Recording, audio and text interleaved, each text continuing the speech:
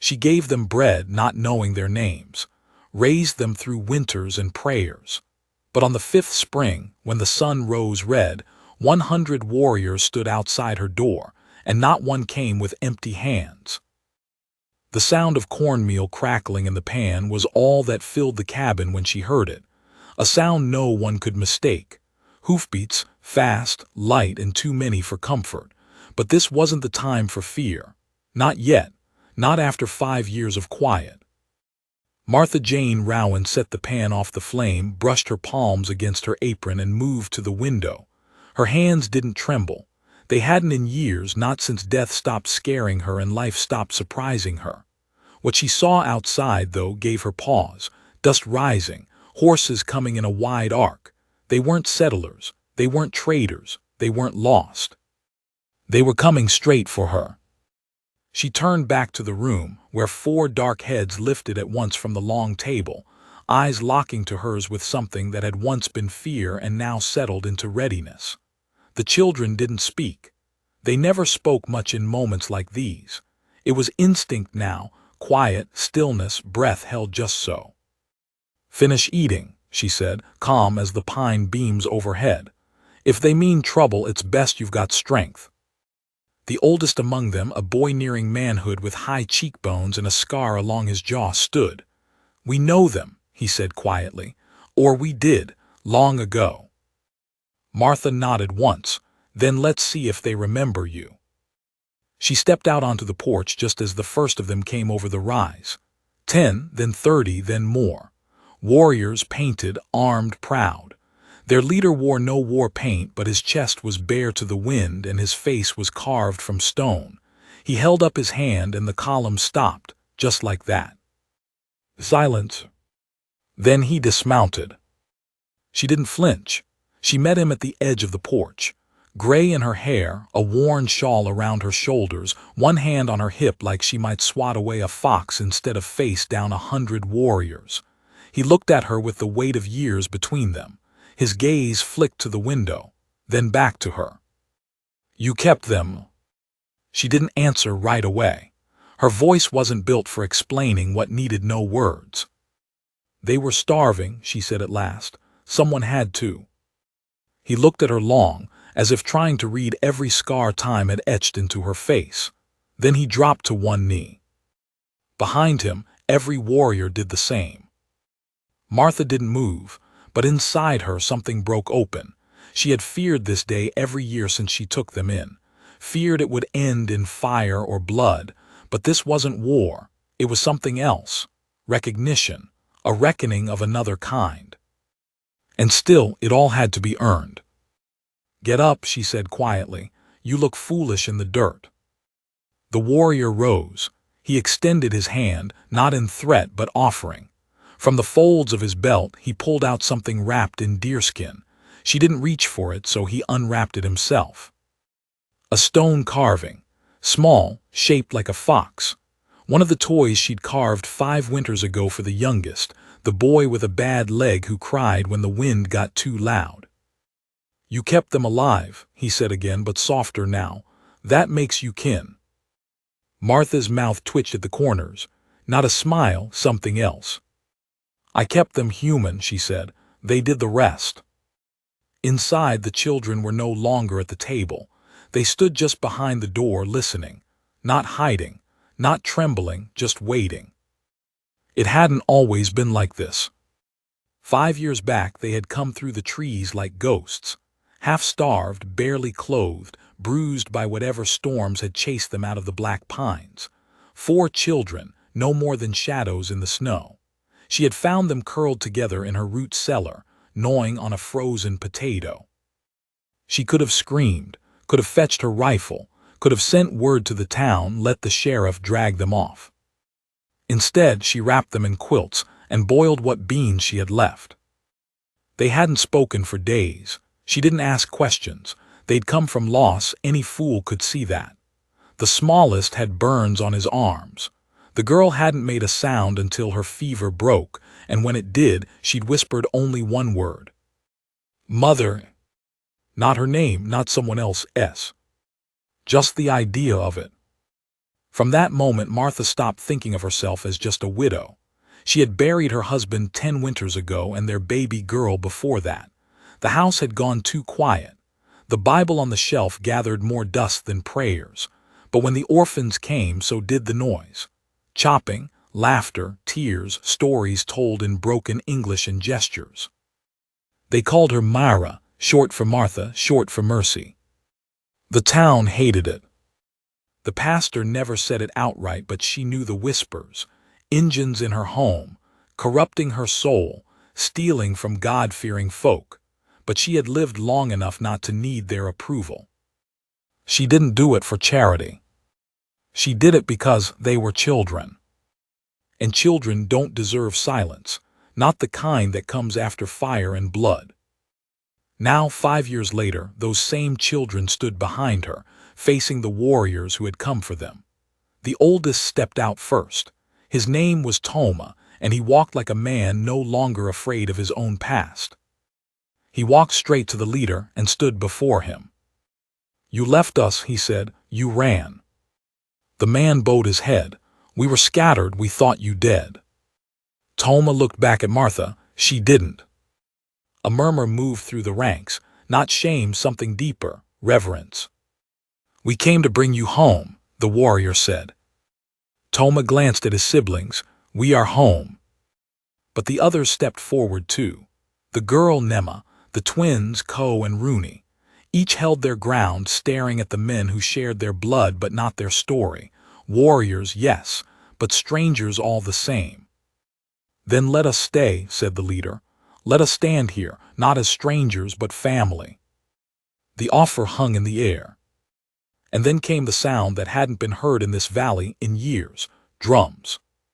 From the trees came more figures: women, elders, children. Not a war party, a village. They had brought everything with them: baskets, blankets, tools, a life in motion. Martha turned slowly, trying to make sense of what she was seeing. "You mean to stay?" she asked. The leader nodded. "We have wandered long enough, but we will not build unless you agree. This is your land. You kept it when no one else would." She should have said no. It wasn't wise. The land was harsh, winter cruel, and the town would rage. But she looked at the children, her children, and saw no fear in their eyes. "I've got 3 acres I never plow," she said finally. "Plenty of trees need clearing. If you can work, you can stay." That was enough. The leader turned, one nod, and the camp erupted into motion. But peace was never simple. Not in these parts. By nightfall, the town knew. And by dawn, 6 riders came. They didn't knock. They shouted. Martha opened the door with the same calm she'd shown the warriors. But this time, she held her old shotgun in hand. They didn't like what they saw. And they hadn't come to talk. The 6 riders sat their horses like men who'd never been told no. Dust clung to their boots and iron hung from their hips like a promise. At their lead was Marshal Jedediah Crane, gray-eyed, hawk-nosed, born mean and aged bitter. He hadn't dismounted yet, but the weight of his stare did more talking than his voice ever could. Behind him, the other 5 men squinted toward the cabin, hands resting on their pistol grips as if they expected trouble simply for being there. Martha didn't flinch. She didn't raise the shotgun either. Not yet. It hung loosely at her side, the barrel pointing downward, the wood worn from years of use and hands that knew how to grip it just so. She stood barefoot in the doorway, apron still tied around her waist, sleeves rolled up to her elbows, and her hair tied back with a strip of faded blue cloth.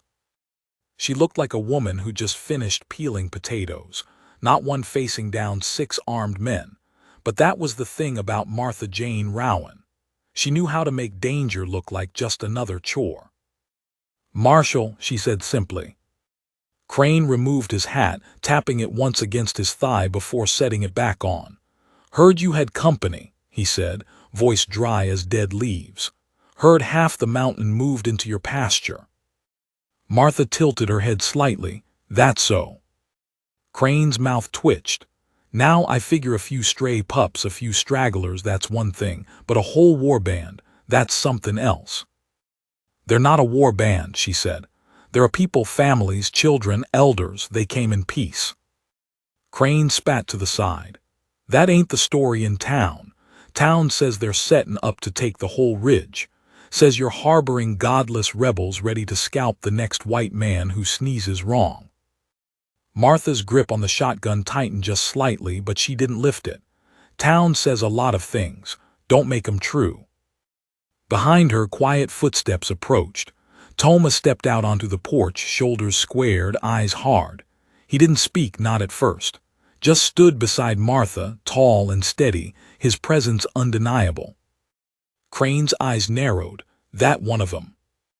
Martha didn't answer. Toma did. My name is Toma. This is my home. Crane looked at him, then at Martha. Funny thing, a boy like that callin' a white woman's place home. Can't imagine the good Lord lookin' kindly on such arrangements. Martha's voice was quiet but steady. The Lord sees hearts, not skin. Crane gave a cold chuckle. We'll see what the circuit judge says when he rides through next month. Lot of folks in town are ready to speak their piece. Toma took a step forward. We've done nothing wrong. We're not hiding.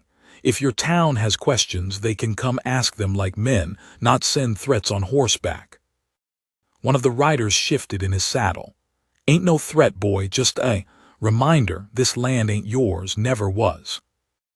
Martha raised the shotgun, not pointing it, not aiming it, but lifting it enough to change the air. Then it's good that I'm the one who owns it, she said flatly. You've said your piece. Now go on. Let me get back to supper. The men didn't move at first. Crane studied her, gaze cold and calculating. Then finally he tugged his reins and turned his horse. You always were stubborn, Martha. Always thought you were better than the rest of us. I never thought that, she said as the others began to turn. I just never thought kindness was weakness. Crane paused. Kindness is nice when it don't bring war to your doorstep. Martha said nothing.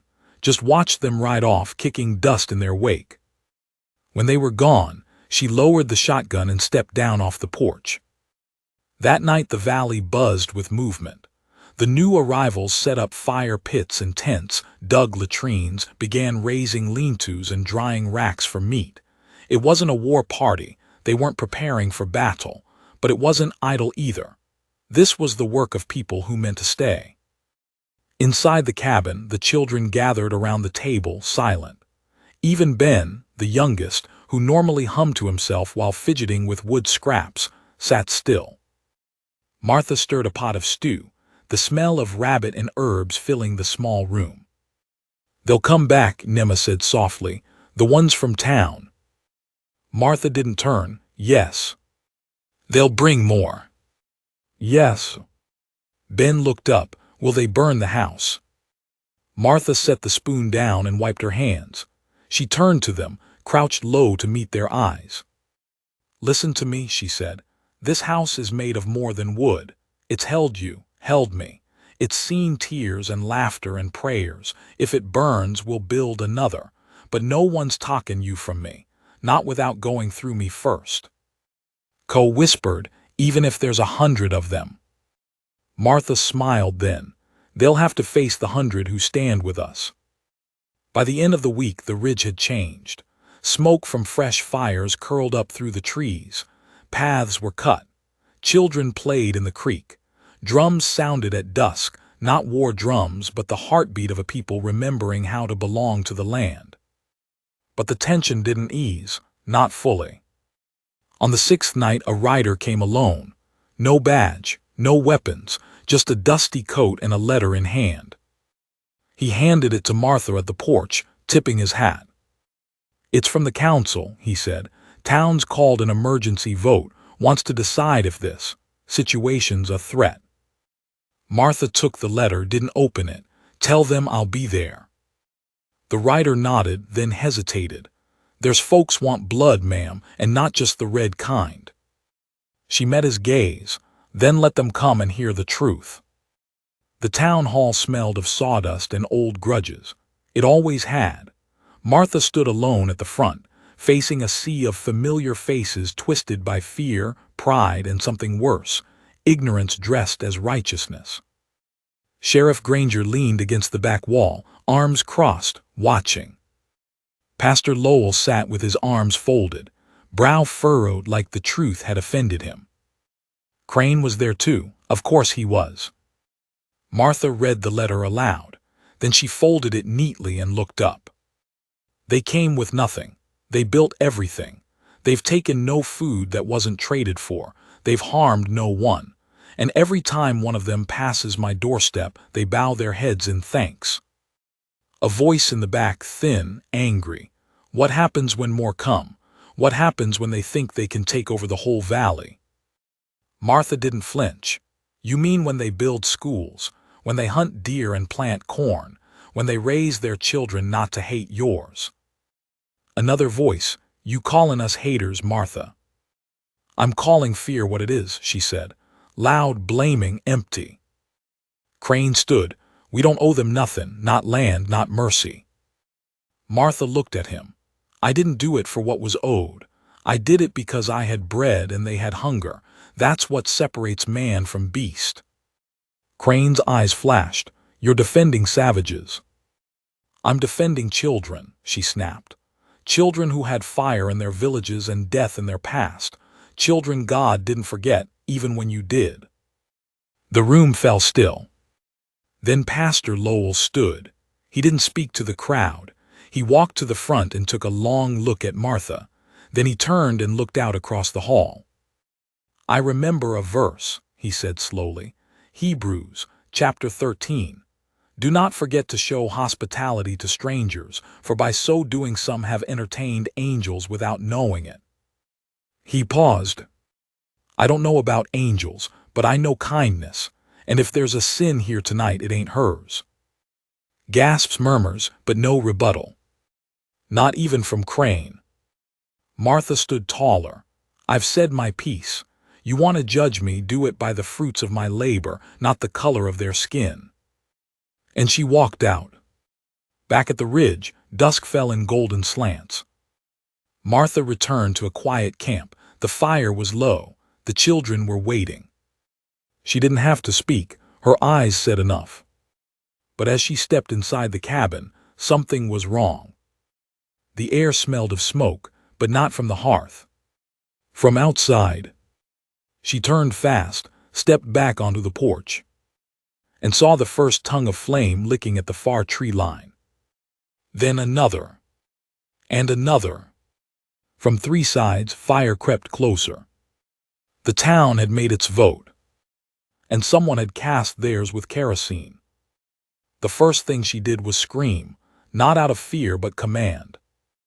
Buckets, wake the elders. Move the children down to the creek, now. Her voice cut through the gathering dusk like a crack of thunder, sharp and absolute. No hesitation, no confusion. The young scattered like startled birds sprinting toward the spring where the water ran thick and cold. Elders rose from the fire circles, their old bones forgotten as instincts years buried kicked awake. They had seen this before. Fire from the white man. Fire not for heat but for warning, or punishment, or erasure. Martha ran straight into the heart of the camp. Her bare feet hit the dirt with solid, urgent rhythm. Smoke was thickening already, curling low like it wanted to strangle the ground before rising high to choke the stars. Sparks jumped from branch to branch, embers dancing through pine needles. The fire was no accident. It was too precise. Set from three sides, just wide enough to leave them with one option, run or burn. Toma came racing to her side, sweat glistening on his brow, a bucket already in hand. We've got men heading to the stream. They're trying to divert water up through the trench lines, he said breathlessly. But the wind's against us. How close is the fire? 50 yards from the west line, 30 on the north. South looks worst. The flames already jumped the trail. Martha grabbed his shoulder. Then we fight from the center. We buy time. He nodded, then turned to shout orders in his native tongue. Young men, warriors not dressed for war but for survival, formed lines, passing buckets hand to hand. Women and older boys moved in pairs, soaking blankets and slapping out the smaller flames as they leapt into the camp's edge. Martha turned toward the cabin. Inside, Ben clung to Nema's skirt, eyes wide with fear but jaw clenched. He didn't cry. Not anymore. Not since the day she had held him through the fever and he'd whispered, "I don't want to be afraid anymore." Now he just watched her, trusting. Martha knelt. "Ben, listen. I need you to go with Nema to the creek, help the littles, help them stay calm. You're their big brother tonight." He nodded once fiercely, then took Nema's hand. The moment they were gone, Martha raced back outside. The flames were licking at the edges of the tents now. Alinta collapsed in a rush of sparks and splinters. Someone screamed, an elder falling backward as smoke overtook her. Toma caught her just in time, dragging her away from the heat. They fought until their lungs burned and their arms felt numb. And still, the fire came. Then came the hooves again. Dozens this time. But not from the town. From the east. From beyond the ridge. Martha turned toward the sound, heart in her throat. For a moment, she feared more riders come to finish what the fire had started. But when the line broke through the trees, they weren't townsfolk. They were warriors. More of them. Dozens. Old tattoos on their faces, beaded bands across their arms. Women riding alongside the men, braids flying, faces fierce. The one at the front rode bareback, painted in black ash and red clay. He raised his fist, shouted something in a language that rolled like thunder, and the line of horses split in perfect precision. One group toward the northern fire, another to the west. They didn't ask permission. They didn't need to. They had come to fight for their own. Martha stood frozen, breath caught somewhere between a sob and a prayer. Then someone touched her arm. The leader, the one who had knelt at her porch days before, stood beside her, sweat streaking his brow. "We lit our own fires once," he said. "We know how to kill them too." By midnight the flames were out. Smoke still curled in heavy drifts through the trees, but the sky above had cleared and the stars blinked cautiously down again. The forest had scars now, blackened trunks, scorched earth, but the camp stood. Tents singed, tools lost, a few homes ruined, but no lives taken. The town had wanted destruction, but all they'd done was summon reinforcements. Martha sat on a stump near the creek, her hands raw from hauling buckets. Her hair clung to her face in damp strings. Her lungs ached, but her eyes were wide open. She hadn't slept, not yet. Toma approached slow. He sat beside her without a word. A long silence passed. Finally, he said, "We counted 112 warriors. More are coming." She nodded slowly. "That many." "They came because of you." She shook her head. "No, they came because of you. I just gave you a roof. You gave them hope." Toma was quiet a moment, then looked at her with something deeper than gratitude. "You should rest," he said. "I will," she lied. At dawn, the town woke to find their fire had failed. And in its place a camp bigger than before, with guards posted, with new fires burning, with drums beating louder, not as warning but as declaration. Martha knew this wasn't over. The sheriff came that afternoon, alone. He rode in slow, hat low, hands open, no gun drawn. He dismounted and walked to the cabin where she waited. He stopped at the porch and looked up at her. "I didn't order it," he said. "I swear to you, Martha, I didn't know." She didn't blink, but you heard the whispers, you let the fear build, you watched them get riled up, you heard them talk about blood and you let it go. He looked away, ashamed. I thought it would pass." "It did," she said, "like a sickness." He stepped closer, voice quiet. "If you leave now, if they go, we can maybe talk the judge out of pressing charges, maybe keep it from escalating." Martha laughed. It wasn't cruel, just tired, honest. You think we're the ones escalating? She asked. He rubbed his face. I'm trying to keep things from getting worse. Then tell your people to stop throwing matches. He looked around at the tents, the children running through the field, the elders weaving baskets beneath the trees. He shook his head. They're not gonna understand this. They don't have to, she said. They just have to leave it alone. Lord. She stood. Her voice was calm. Or the next fire might not be ours. That night Martha sat by the hearth. The children slept upstairs. Toma, Nema, Ko, Rooney, all of them curled in quilts that smelled of smoke and pine. The warriors had set a perimeter, posted lookouts. But inside her home it was quiet. Too quiet. She stared into the flames and remembered another night, 5 years ago. The night she found them. She'd been tending the garden, pulling the last of the onions before frost hit when she heard the whimper, faint, ragged, like a creature too weak to die. She followed it to the cellar and found them there. 4 tiny bodies, curled like animals, eyes wild, too scared even to cry.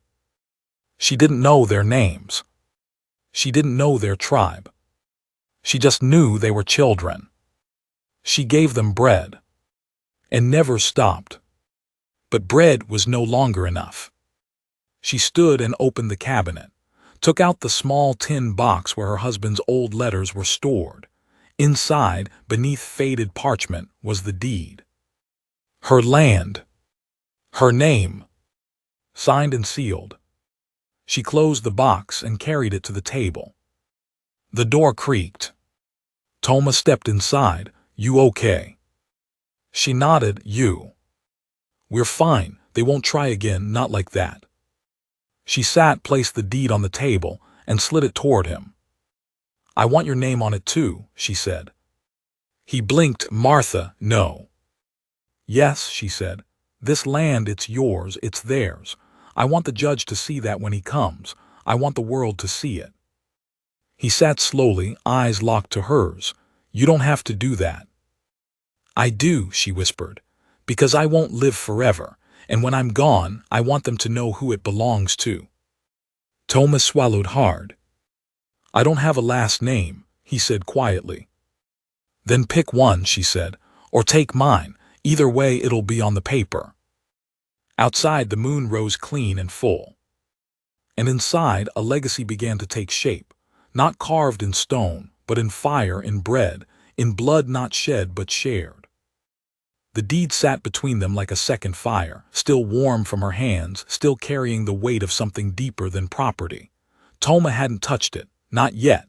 He stared at the ink, the old handwriting, the seal.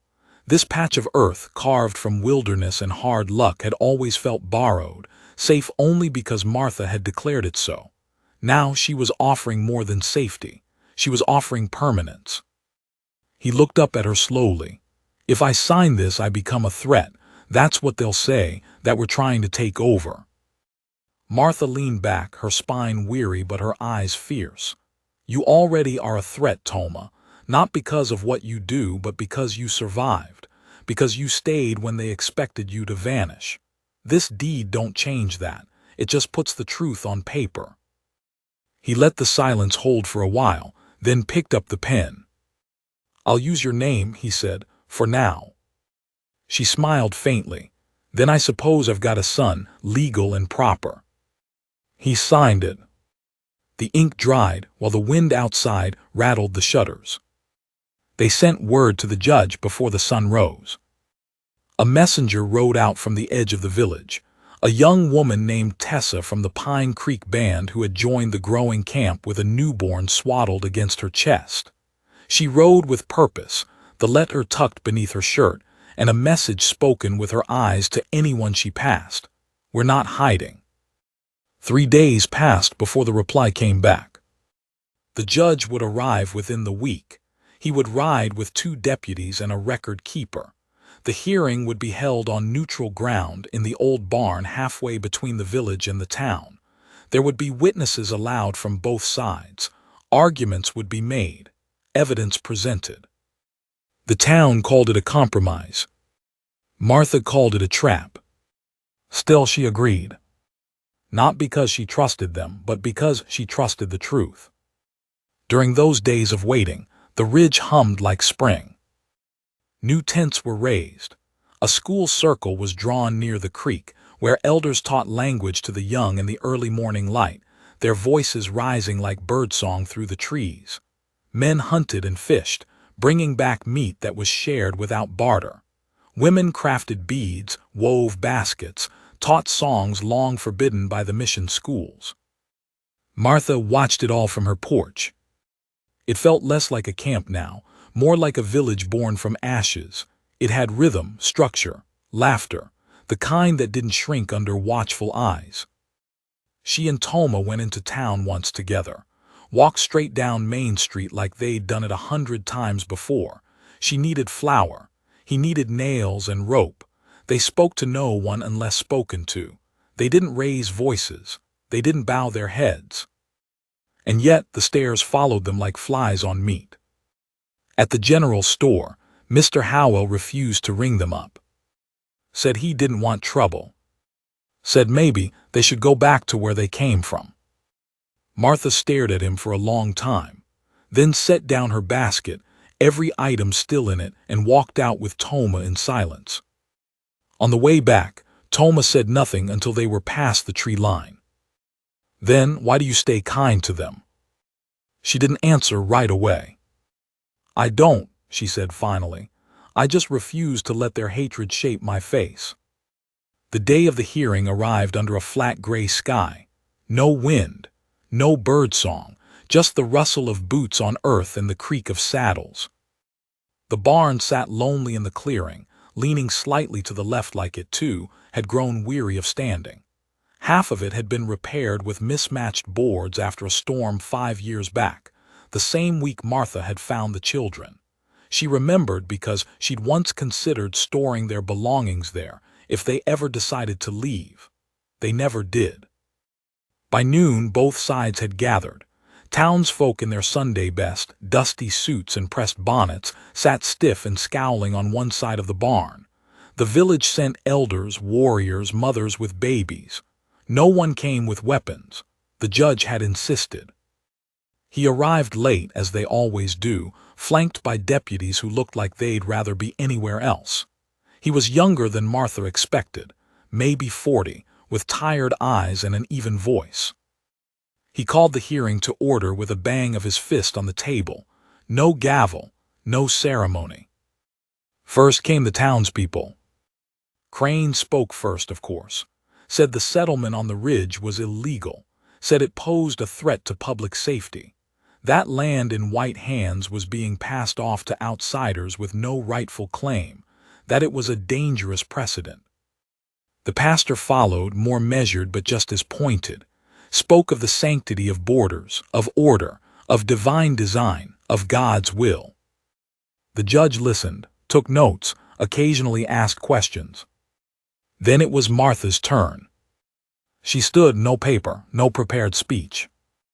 I buried my husband here, she began. Laid him beneath a cottonwood tree with my own hands. I tilled this land, drew water from its wells, built a life after grief. She paused, let them listen. Then 4 children came, burned, starved, half dead. No names, no tongue I knew, just pain. More silence. I didn't ask who they belonged to, I fed them. I kept them warm, I prayed with them. And when they called me Mara, I answered. She turned to the judge, steady as ever. I didn't start a war. I raised a family.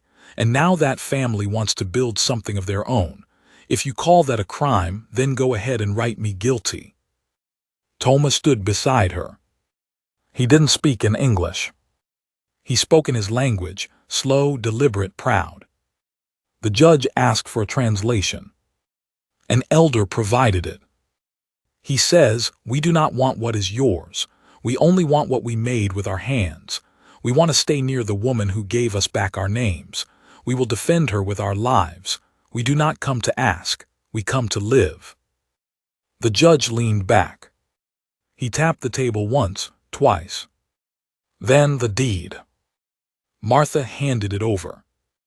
He studied it, read both names. Toma Rowan. His eyes flicked up, surprised. You changed your name. Toma nodded once. She earned it. The judge said nothing for a long time. Then he turned to the townspeople. Any further claims to this land? Crane opened his mouth, but the pastor laid a hand on his arm. For once, he stayed quiet. The judge turned back to Martha. I see no legal grounds for removal. The land is hers, and now his too. If there are future disputes, they'll be settled in court. But as of now, this hearing is closed. Bang! Just like that. It was done. Or so they thought. They left the barn under the weight of 100 eyes. But something had changed in the air. Not peace. Not celebration. Something colder. The kind of quiet that comes before a sudden storm. Martha noticed it first. Toma felt it second. The others sensed it too, but too late. Because before they made it back to the ridge, someone lit another fire. But this one wasn't set in the forest. It was set in the village itself. They saw the smoke first, black and thick, no hint of cooking fires, no sign of control. Then came the galloping. A band of men on horseback, maybe 15 in all, riding hard and fast from the north.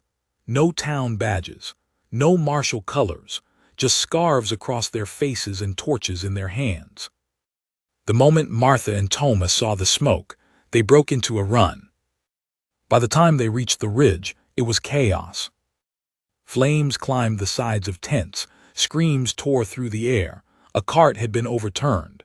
The school circle was on fire. Mothers clutched babies, elders staggered through smoke, children ran, crying out names in every language. Martha didn't hesitate. She plunged into the fire. She pulled down burning cloth with bare hands, kicked aside collapsing frames, guided 3 children to the creek, screaming all the while. Toma found Ko and Rooney dragging buckets. Nema had a gash across her forehead, but was still upright, helping an elder walk to safety. The attackers were gone within minutes. But the damage lingered. 4 tents gone. 1 home leveled. 1 elder missing. Ben too. He was nowhere. Martha searched every corner, every tree, every shadow. Nothing. Then Nema whispered, he ran. I saw him run into the woods.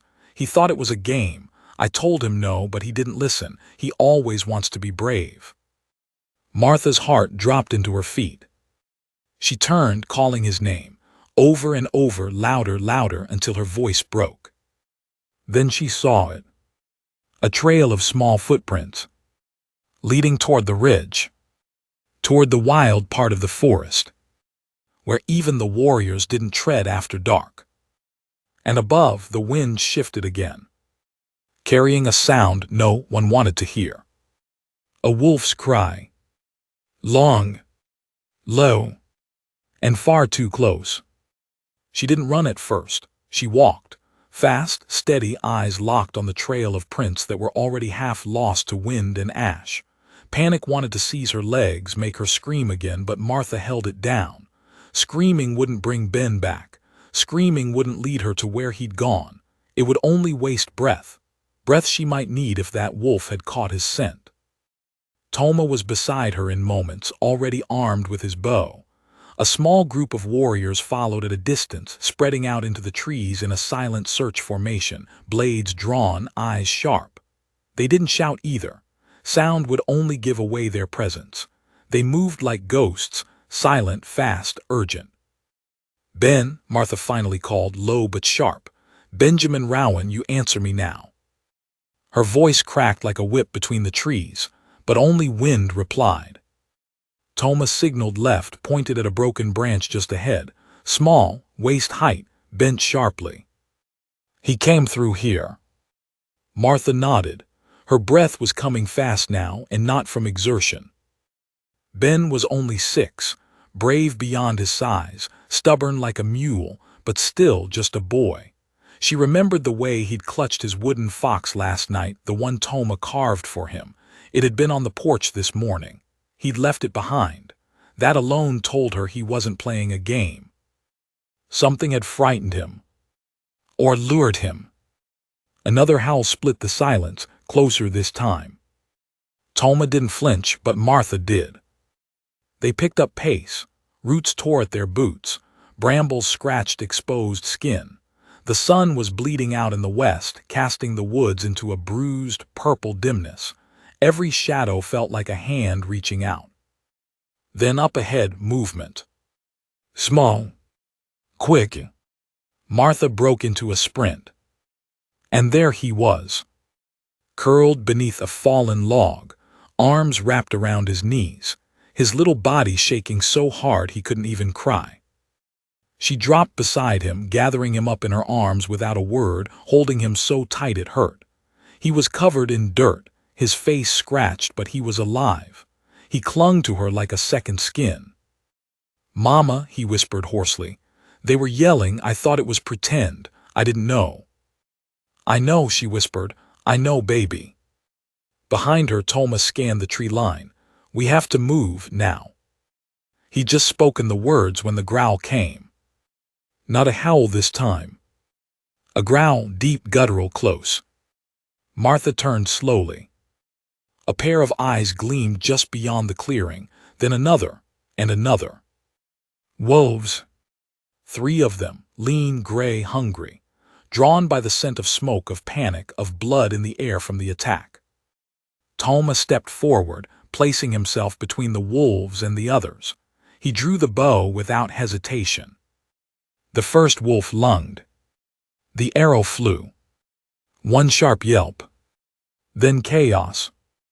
The remaining 2 charged. Toma grabbed a burning branch from the edge of a fallen log and swung it wide, fire flaring in the dim. One wolf skidded back, snarling. The other went for Martha. She turned her body, shielding Ben, teeth gritted. But the warrior behind her struck first, one of the men who'd followed them. A blade flashed, fast and low, cutting across the wolf's side. It yelped and vanished into the brush. The third followed a heartbeat later, retreating into the dark. Silence returned. Martha didn't move for a full minute, just held Ben, felt his small heart hammering against hers, like a frightened rabbit in a snare. Then she stood. "We're going home." They returned to the ridge to find the others still tending the wounded. No one had died, but 3 elders had burns. One child had a broken wrist. The circle was gone, just charred earth and collapsed poles. But the people were alive. And so was Ben. Word spread quickly through the camp. Martha had found him. Wolves had come but been turned back. A child had wandered and still the forest had spared him. Some called it luck. Others called it something more. That night they held a fire, not of mourning but of endurance. The drums returned low and steady, not loud, not proud, just there, like a heartbeat refusing to stop. Elders told stories, their voices raspy from smoke but steady. The children listened, huddled close, each holding the hand of someone older.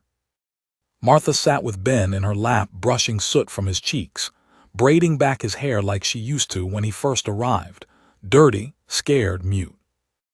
Now he whispered a question. "Will they come again?" She didn't lie. "Yes, maybe." "Will the fire come back?" "It might." "Will we run?" She looked around at the people still rebuilding, the women sewing by lantern light, Toma sharpening tools, the elders praying over burned earth. "No," she said. Ben nodded. That was enough. The next morning something changed. Not in the village, but in town. Word had gotten out that the judge had ruled in Martha's favor, that the people on the ridge were staying, that there would be no removal, no land seizure, no forced return to nowhere. It didn't sit well with some. A group of men, Crane among them, held a meeting in the back of the general store. Windows shuttered, voices low, bitter, angry. The sheriff wasn't invited, but he found out. And he came to Martha. This time he brought food. She opened the door to find him holding a sack of flour, a jug of vinegar, a bundle of herbs. "Peace offering," he said. She stared at him. "You're late." "I know." She stepped aside, let him in. He sat at the table where Toma had signed the deed just days ago. "Some of them are still planning something," he said. "Not fire this time, something worse." "Like what?" "Words, laws, petitions. They want to drag this to the state, call it sedition, call you a traitor." She poured him tea. "Let them. You'll need allies. I've got God and 100 warriors." He nodded. "Then maybe you'll survive what's coming." She sipped her tea. "We don't intend to just survive." That night Toma sat with the elders.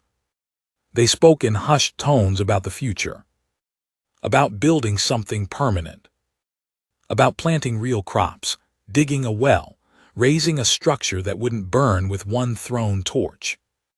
Martha joined them.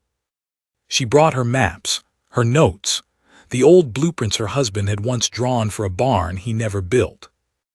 "This land can hold more than fear," she said. "It can hold legacy." The warriors agreed. So did the women. So did the children in their own way, by waking early the next morning and gathering stones for the foundation. The first wall went up that week. Then the second. Soon the ridge echoed with the sound of hammers and saws, not drums or gunshots. And the town watched. Some from a distance, some from behind blinds, some with curiosity, others with hate. But one person rode up the trail on the 7th day, a woman in a yellow dress, hair braided tight, face unreadable. Martha met her at the gate. "I brought books," the woman said. "I used to teach before. She held up a box filled with readers, slates, chalk. Martha took it. "Come in."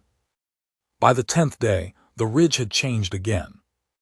The people now called it New Shelter, a name whispered by a child and caught by the wind. Ben carved it into the new gate with a stick. It stuck. And for the first time in 5 years, Martha felt something she hadn't dared to feel. Safety. Not comfort. Not ease. But safety. The kind you build with hands blistered from lifting others. The kind you share with those who have bled beside you.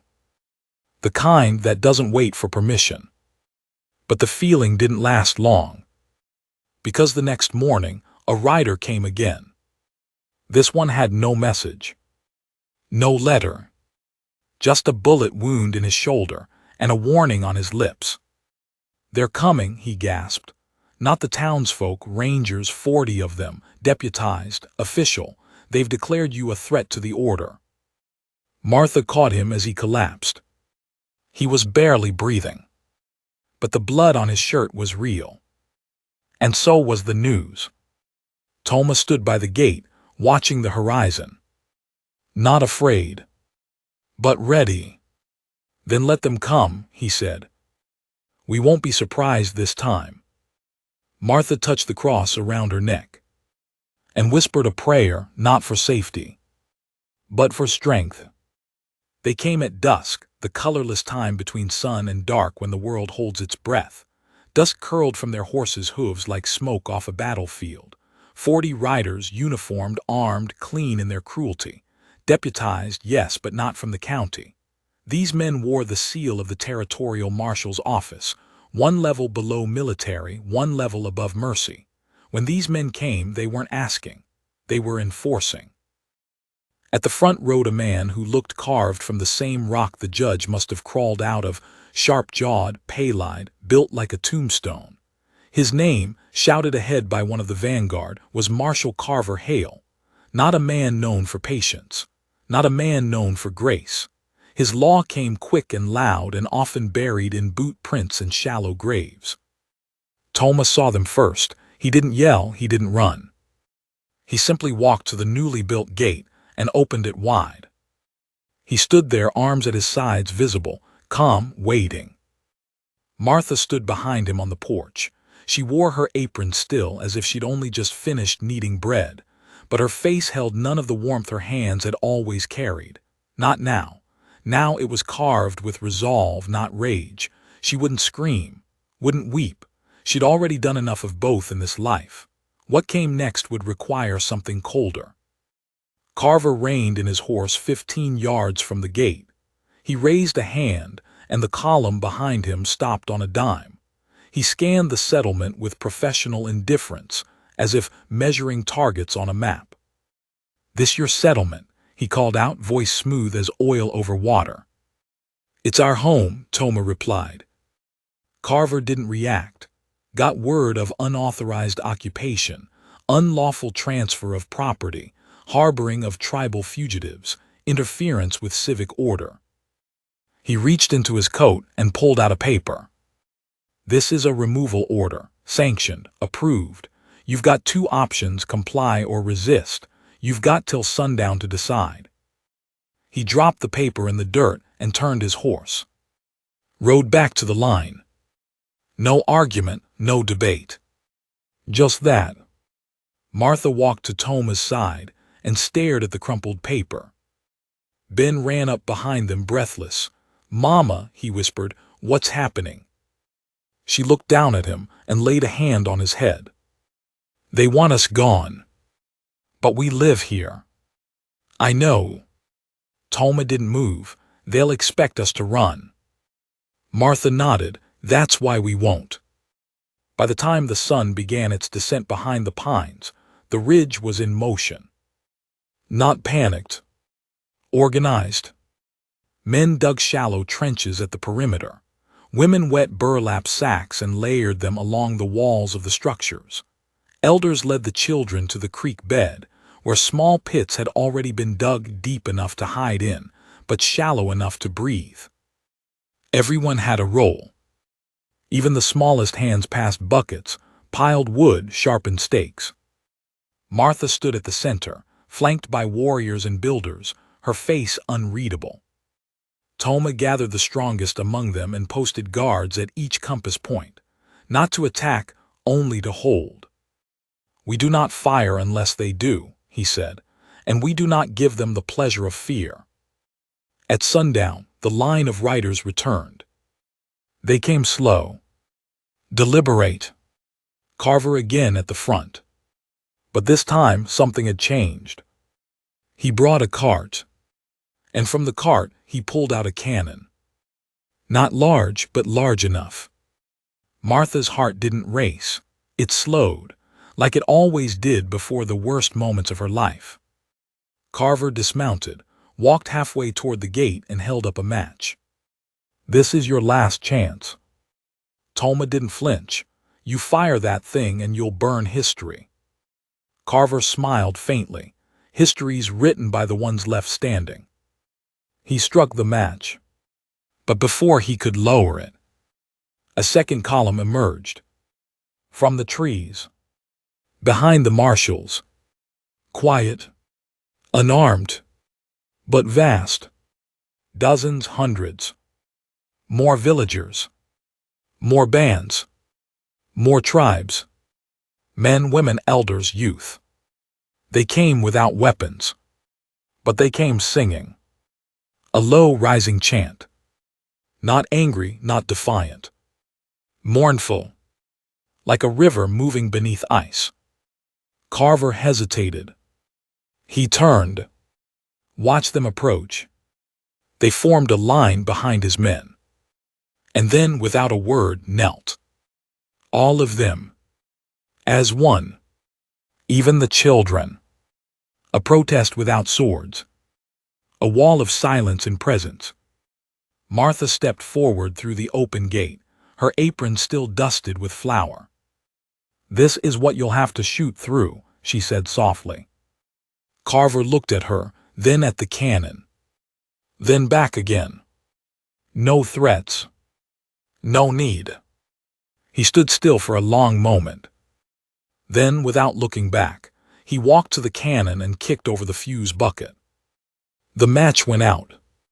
The cannon stayed cold. He turned to his men. "Mount up." "But, sir." "Now." They obeyed. And without another word, the marshals rode away. That night no fires were lit. No drums were played. The camp held its breath. No one believed it was over. Not yet. But it was a victory. And victories like that needed silence. To settle. To breathe. In the morning, the town woke to news it hadn't expected. Carver had left a message at the sheriff's office. No arrests. No further action. For now. The sheriff read it twice. Then packed a bag.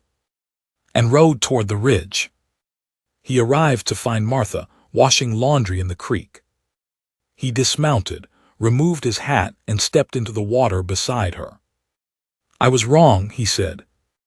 She didn't answer. "I can't undo what's been done, but I can stand in the way of what's coming." Still, she didn't speak. "You built something here," he said. "Something strong. I'd like to help keep it that way." Martha wrung out a cloth. "Set it in the basket." Finally, she looked at him. "I'll hold you to that." Spring came late that year. But it came. With rain that fed the fields. With children laughing in the tall grass. With elders teaching songs from long before the white man came. The schoolhouse finished first. Then the granary. Then the long hall where all decisions would be made, together. Martha never called herself a leader. But people followed her. Because she didn't ask for power. Only purpose. Ben grew tall. Nema began teaching the littlest children. Toma built homes with his own hands, calloused and scarred. Ko and Rooney became scouts, swift, quiet, eyes always on the horizon. They called the place New Shelter. But to those who knew, it was more than that. It was a promise. To never let kindness be erased. To never let fear write the laws. To never let orphans grow in silence again. And every year on the day the fire came, they gathered in the field. Not to mourn, but to sing. The same low, rising chant. A memory. A warning. A prayer. But the peace wouldn't last forever. One afternoon, as Martha knelt in the garden, Toma approached. His face was pale. He held a letter, sealed with red wax. From Washington. She opened it slowly. "Read the first lines." And her hands began to tremble. "They're sending surveyors," she whispered. Toma nodded. "They want the land, all of it." She looked toward the horizon. Beyond the ridge. Past the trees. Past the years. "Then we build again," she said. Stronger. The letter lay in the dirt beside the carrots she just pulled, its red wax seal broken, the words inside etched like poison into her mind. Survey teams will be dispatched to assess the viability of reallocation for future federal development. Tribal occupation shall not impede progress. That was the language of erasure, polished and precise. Martha stared at it while the earth cooled beneath her knees. A breeze passed through the ridge, rustling the tall grass and the linen hung between posts to dry. Somewhere behind her, the children's voices rang out, Ben among them, laughing as he tried to scale the newly finished water tower with Ko's help. Toma didn't speak. He let her absorb the blow. She stood slowly and wiped her hands on her apron. "So they're not coming to fight." "No," he said, "they're coming to draw lines." The surveyors arrived 4 days later in a wagon marked with the crest of the U.S. Department of Interior. 3 men and a woman, all dressed clean, with clipboards and instruments that looked like long-necked rifles. Their boots were polished, and their eyes sharp with curiosity, not cruelty, but the result would be the same. Martha met them at the gate. She didn't offer bread, not this time. "State your purpose," she said. The lead surveyor, a man named Clark, tipped his hat. "Only here to measure, ma'am. Won't disturb a thing." Martha didn't blink. "You'll disturb more than you know." Clark's smile was tight. "It's just lines on paper. You still keep your homes. It's for the records." Toma joined her. "You draw lines, someone always comes to move them." Clark glanced at the clipboard. "Our orders are clear. You're on land still considered unsettled in some records. Technically, it's open for reassessment." Martha gestured to the structures behind her: houses, fields, the school, the granary. "Does that look unsettled to you?" Clark gave a tight shrug. "We don't make the decisions, ma'am. We just mark what's here. Others decide what to do with it." She didn't stop them. She could have, perhaps, blocked their entry, called the people to stand.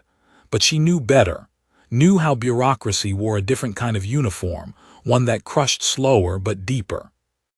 So they let them in. But not alone. For every line they drew, someone stood behind them. Warriors, mothers, elders, even the children followed them with quiet eyes and firm steps. The surveyors worked with the weight of 100 stairs pressing down on their backs. By nightfall, they packed up without speaking and rode out without saying goodbye. But the damage was done. In town, the judge received their report and read it in silence. Sheriff Adams stood beside him, jaw tight. "This'll go federal," the sheriff muttered. "They'll send soldiers next." The judge nodded slowly. "Not right away, might still be time." "Time for what?" The judge folded the report, tucked it into a drawer, and stared out the window toward the far mountains. "Time for people to choose sides." Martha knew it too.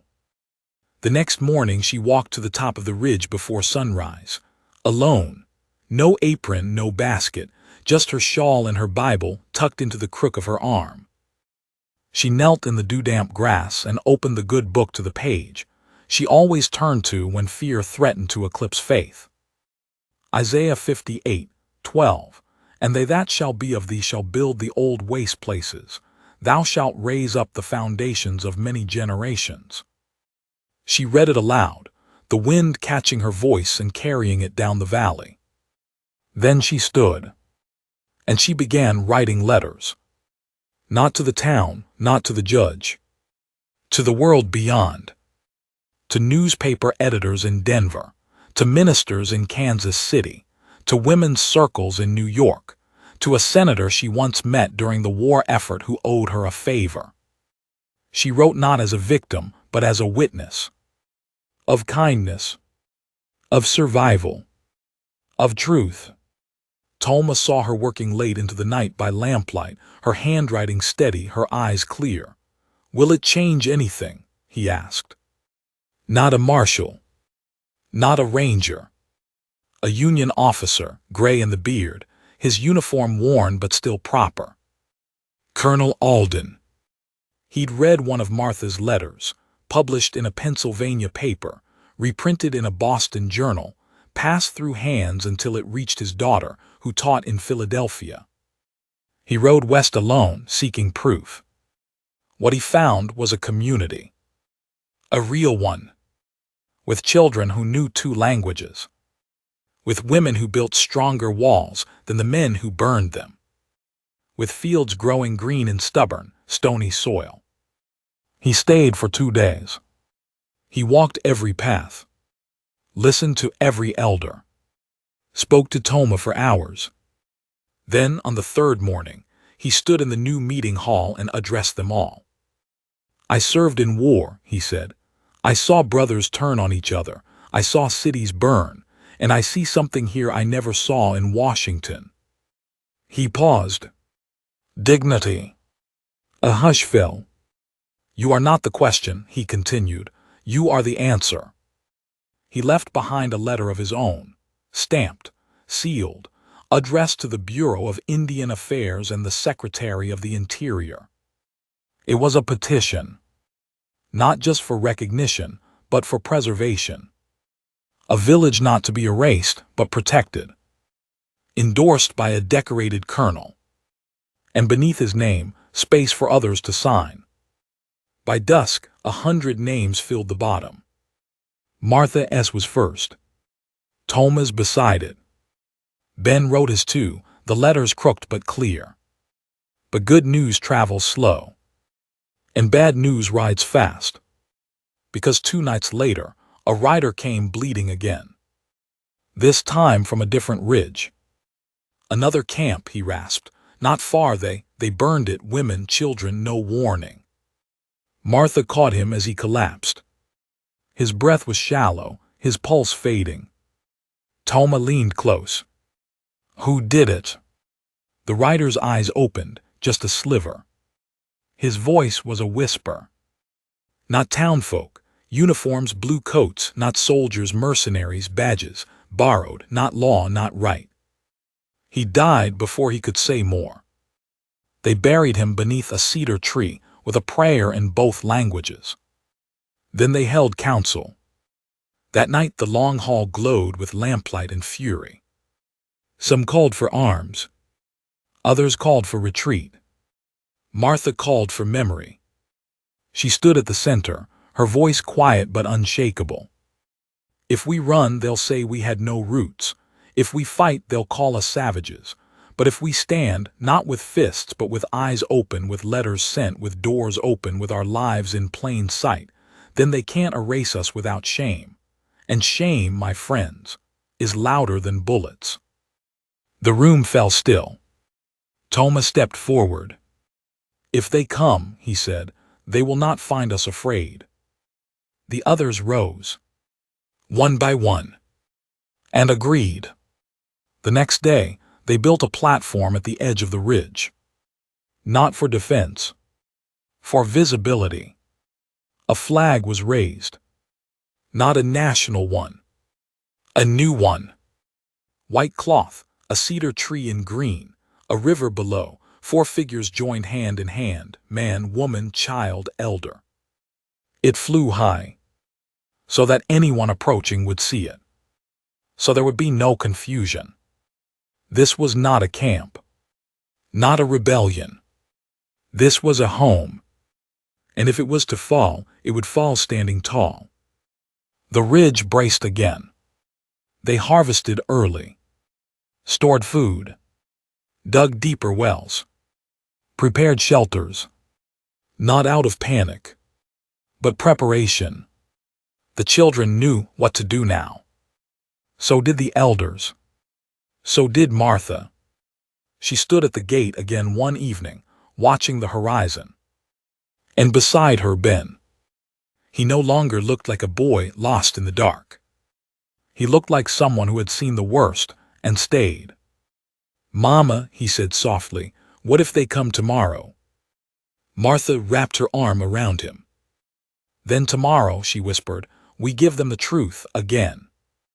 And behind them, 100 people of blood and bond, of soil and story, waited. Ready, not to fight, but to remain. Not celebration, not pride, but affirmation. Ben danced for the first time, barefoot in the dust, spinning in time with the beat.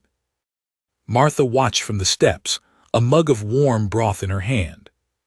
She closed her eyes for a moment and saw 5 years ago, 4 children huddled in a cellar, barely breathing. And now they danced. The next morning she rose early, baked bread, hung laundry, swept the porch. Toma brought her fresh eggs. Ben set the table. And the flag still waved, catching sunlight through the pine trees. They had survived the riders, survived the fire, survived the silence. But survival wasn't the goal anymore. Now they were building. And no one, not a marshal, not a surveyor, not a captain, was going to take that away. Martha stepped outside, looked across the ridge. She wasn't alone. She'd never be alone again. Because family, she had learned, wasn't just blood. It was whoever stood beside you when the world told you to fall. And she had a village of them now, all born from bread shared with strangers, and prayers whispered in firelight. On the edge of the ridge, carved into a wooden sign hung from 2 old fence posts, were the words Toma had written himself. New shelter, a place to belong. And below it in smaller hand, founded by mercy, kept by courage.